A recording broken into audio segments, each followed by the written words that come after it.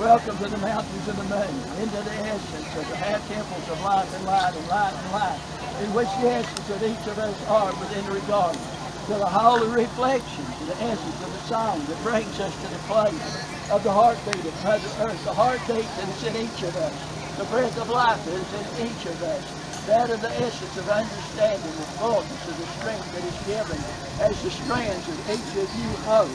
Just kind of wiggle back and forth and pull back and forth and sway back and forth with the essence of Mother Earth and the essence of the web of life. Each strand represents a pathway that each of us at a time or other may walk upon, and how the things and decisions and the choices that we make in life and how we understand the things that are given unto us. But the thing that is called for is the essence to see and to know what the cause and effect is. The thing that is carried forth is the understanding of the knowledge and the wisdom of how the harmony and the balance is upset upon Mother Earth by the actions of mankind, and also even the actions of Mother Earth when the earthquakes and the volcanoes and all begin to erupt to change the things that were mankind is building, the destruction is brought upon, and the pollutions and all that is brought upon, and the essence of Mother Earth, and then the calling forth what that destruction is, how that destruction is brought forth.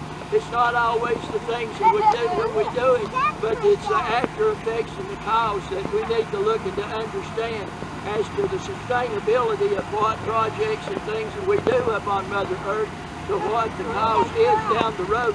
Maybe not this year or next year, but 50 years down the road or that.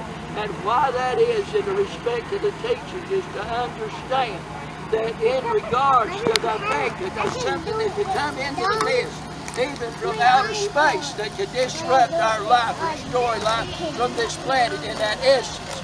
But the thing about it is the essence of each of you, all of you, hold the strands of this world in your hand, the strands of life and light, and the essence to understand the power of the Spirit and the knowledge and the wisdom that is given by the wisdom keeper, for us to understand and to know what that cause is.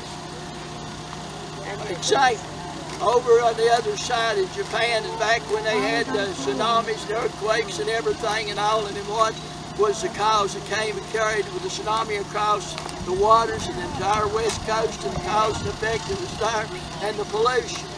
Each thing that we do, the oil drilling, the fracking, the coal mining, the things that are done, there need to be the choices and decisions to understand, just like with the respect to the pollution of the waterways, how they are affected by the pollution, by the clear cutting of timber, and the grading off of the land and everything, and not being covered and protected. What we see here now, hold still.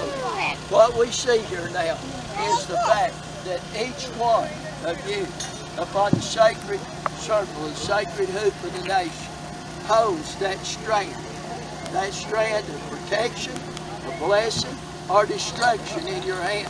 And the thing that the teachings is to weigh in yourself before you do.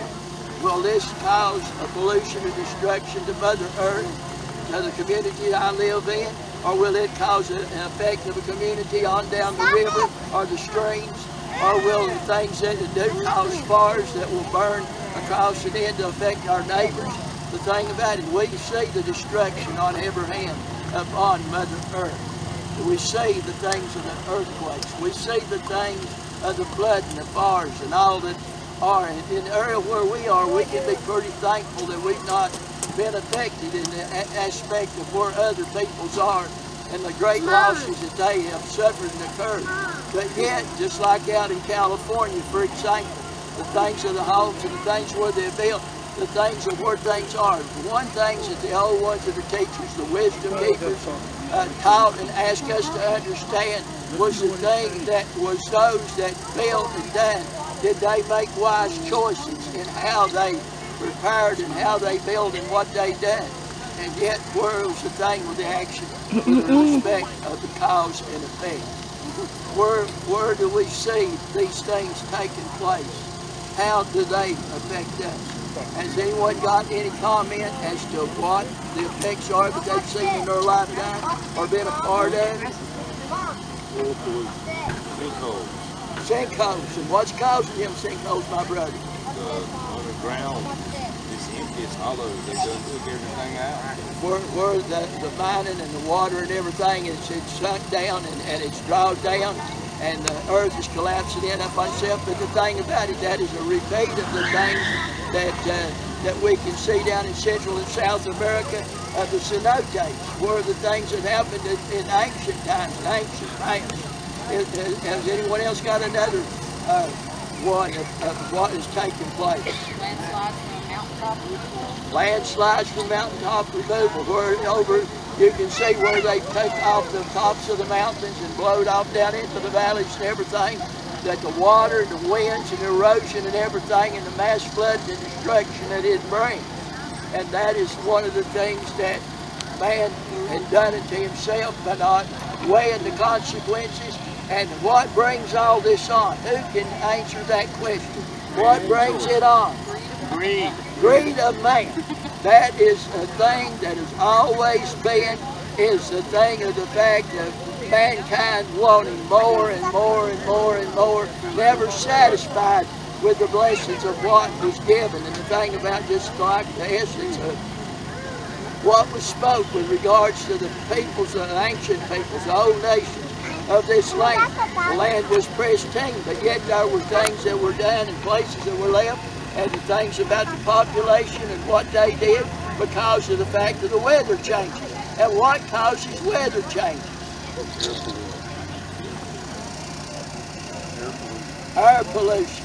And one thing that in regards to the air pollution that we have, and we have one of the things on, and yet a lot of times the government and the military denies it, but for years and years and years, cloud seeding. Now today we see very much normal natural clouds, but here the other day, when you begin to see the jets flying over and you see the trail that they're laying out, it's not a vapor trail that evaporates right behind, but when they begin to crisscross the clouds, it forms a seed and it begins the moisture that it begins to collect and all in the upper atmosphere, and the vapors from it, and they just begin to expand out and they crisscross. And the thing about it, they perform in a web themselves up in the sky. But the only thing about it, in the cloud seeding of what they're doing, they can't control, in essence, of the fullness of where that weather's going. And a lot of the storms, a lot of the floods in our land and then overseas is caused by the governments and the military cloud seeding. And what they call it in the military and in essence the Defense Department is weaponization of weather. And that is something that they've done even back when I was in service Vietnam vet. That was the things that they worked with to do and cause the floods and everything to disrupt the enemy. So the thing about the understanding is how these cause effects. And sometimes, just like with the children, all of us have to have the mind, the simplicity of the children to understand. as we can look and see just to what the natural disasters are, what the illegal waste disposals are, for example, what the essence of the coal ash right down in Tennessee. We're here just recently that those ash ponds broke and all of that floated out and flooded the area that it flooded, and to understand how these things cause the things that we have, the oil drilling, as I said, and where they drill down, and in some places where they're extracting the oil, the gas, they pump water back in to force out what gases and oil is, and when it evaporates or comes out, that's like the brother was talking about the sinkholes of Portland, and the things about what people are speaking about. But the thing about it also, still today, we still have illegal waste dumps in this land. People are still going out and illegally dumping stuff up on the land. Keep it still, and the honey. thing Keep about it the still. pollution from it, and the thing too, one of the things in one of the classes I was teaching on, and here just about a year ago on the Web of Life, right over in Valley Cruz, North Carolina, we were talking about it, and I was talking about it, one of the teachers over there come up and asked about the essence of the thing of the web and how the strands and effect, and she asked to give her an example of one of the things that could happen within regards to what I was talking about with the illegal waste disposal and things. And I said not just only the illegal waste disposal, but the trash cup. If you throw a cup out of the window from the McDonald's or somewhere, and it lands and turns up, and it gets water and moisture in it, and the mosquitoes and all collect. And I told her, I said the thing about going back, a repeat of what years and years ago of the mosquitoes and the spraying and everything that was done. And I said at one point in time, back to when they were doing that, I at least 2 helicopters out that were spray helicopters that was used for spraying to kill mosquitoes. And now they're talking about this Zika virus that came in. And now that's less than a year ago that I was talking about it. And now we've got it, and now that down the governor down in Florida is talking about it, and the things about here in our land, that the Zika virus, and about the concerns, and about what's being prepared to be done, and then about the ones that's already affected, and about what the effect is on young mothers, and about the children being born. And that's what my brother over here was talking about, the generation of the children and the love earlier this morning, is what that effect is, how that affects us, and what is brought about, how that's brought about, like the natural disasters that we were speaking about. What sometimes the natural disaster, other disasters that mankind has created, follows after it, and then it's a domino effect that you've got, and you can't control it. It's out of hand, and there's nothing you can do. And like over there in Japan with that nuclear reactors, and like over there in Russia, the Soviet Union, the things that happened with the reactors. But the one thing, just let it down now. I'll let you rest a minute, and I'm going to show you something.